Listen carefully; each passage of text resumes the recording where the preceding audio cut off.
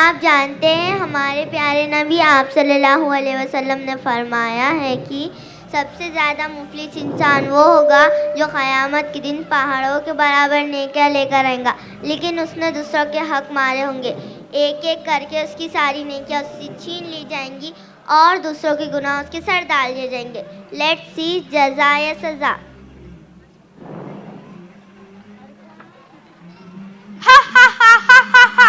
मेरे दोस्त, तुम्हें पता है आज मैं बहुत खुश हूँ।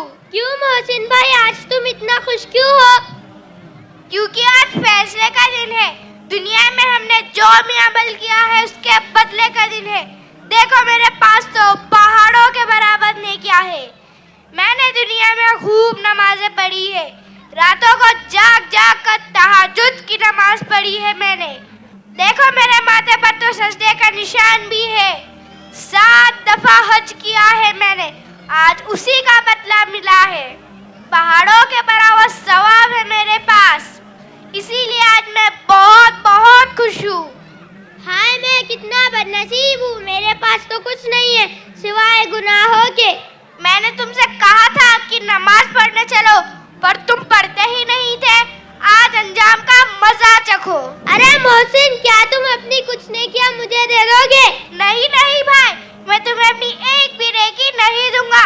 बड़ी मेहनत से कमाई है ये नेकियां। अरे बेटा, पहचाना हमें, हम तुम्हारे माँ बाप हैं। अरे तुम हमें क्या पहचानोगे जब दुनिया में नहीं पहचाना था, आज क्या पहचानोगे? कितनी बदसलूकी किया करते थे तुम अपने माँ बाप से। हाँ बेटा, तुमने तो हमारे बुढ़ापे का ख्याल भी नहीं रखा था और तुम गुस्से में ऊंची आवाज में बात किया करते थे, बस यही किया करते थे तुम। और तो और तुमने हमें ओल्ड एज होम भिजवाने का पूरा इंतज़ाम भी कर लिया था। वो तो अच्छा हुआ अल्लाह ने हमें अपने पास बुला लिया। या अल्लाह तो किसको ना दे। मुझे माफ कर दीजिए अम्मी जान, अब्बा जान, मैं शर्मिंदा हूँ। नहीं, आज तो फैसले का दिन है। अल्लाह ने फैसला कर दिया है कि आपकी नेकियां हमें दे दी जाए।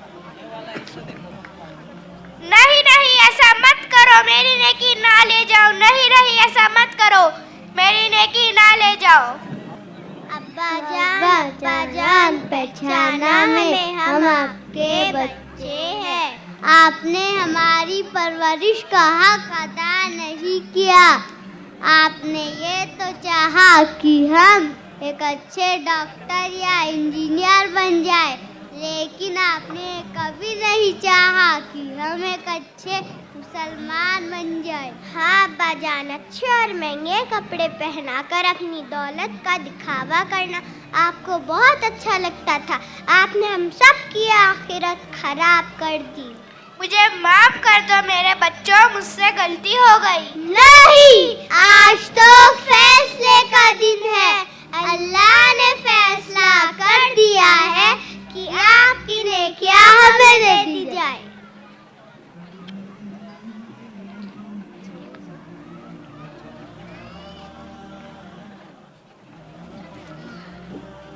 हाय, मेरी इतनी मेहनत से कमाई हुई नेकियां जाया हो रही है। अरे बेगम तुम, अब तुम्हें क्या हुआ? हमने तो तुम्हें हमेशा ही खुश रखा, फिर तुम क्या लेने आई हो? हाँ, अपनी दौलत से तो आपने मुझे खुश रखा, लेकिन बात बात पर मेरे माँ बाप को, रिश्तेदारों को बुरा कहना, उनसे मिलने को रोक लगाना, इस तरह आपने मुझे बहुत तकलीफ दी। क्या आप नहीं जानते, आप मोहम्मद सल्लल्लाहु अलैहि वसल्लम ने फरमाया, तुम में बेहतर वो हो जो अपने घर वालों के हक में चाहो। इस तरह आपने कच्चा शौहर होने का अदा नहीं किया। अब अल्लाह का हुक्म है, आपकी नेकियां मुझे दे दी जाए। हाय, मेरी इतनी मेहनत से कमाई हुई नेकियां जाया हो रही है। अरे मोहसिन भाई, पहचाना में, हम आपके पड़ोसी है। दुनिया में आप और हम एक ही गली में रहते थे। आपके घर की दीवार और हमारे घर की दीवारें एक ही थी।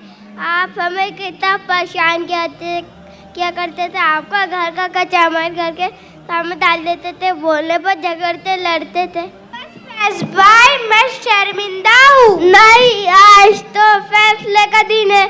अल्लाह ताला ने फैसला कर दिया है कि आपकी नेकियां मुझे दे दी जाए। हाय, मेरी इतनी मेहनत से कमाई हुई नेकियां खत्म हो गई है। कितने मुफलिस हो गए, कितने तवंगर हो गए, कितने मुफलिस हो गए, कितने तवंगर हो गए।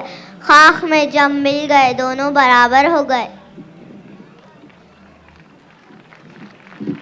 अरे मोहसिन, अब तुम और मैं एक बराबर है। अब तुम्हारे पास भी नेकियां नहीं बची।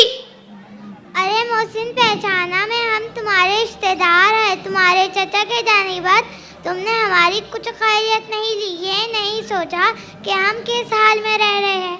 हाँ भाईजान, आपने हमारी परवरिश का हक अदा नहीं किया।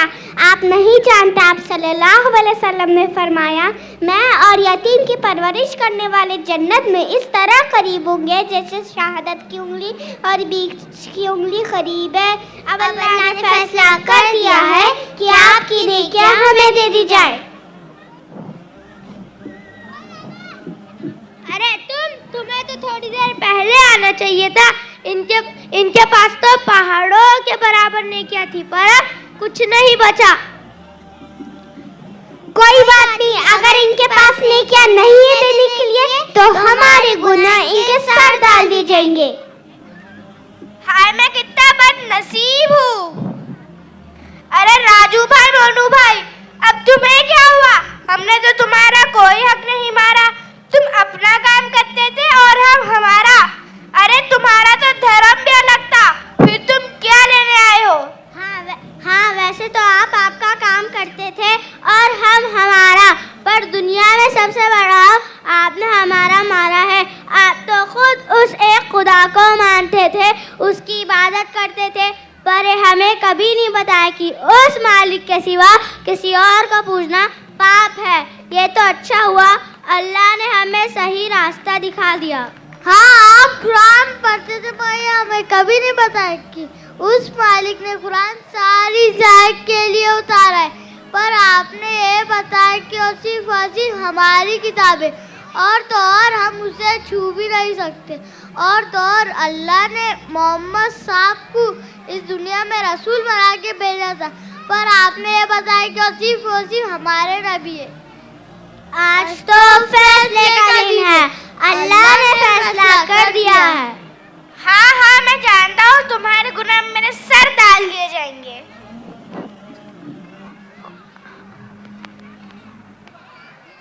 इसलिए अपनी आंखें खोलिए। हम पर अल्लाह पाक ने हक रखा है अपने माँ बाप का, अपनी बीवी बच्चों का, मुस्लिम और गैर मुस्लिम भाइयों का। क़यामत के दिन आपसे ये सवाल नहीं किया जाएगा कि आपने दूसरों से अपना हक ले लिया था या नहीं, बल्कि क़यामत के दिन आपसे ये सवाल किया जाएगा कि आपने दूसरों का हक अदा कर दिया था या नहीं।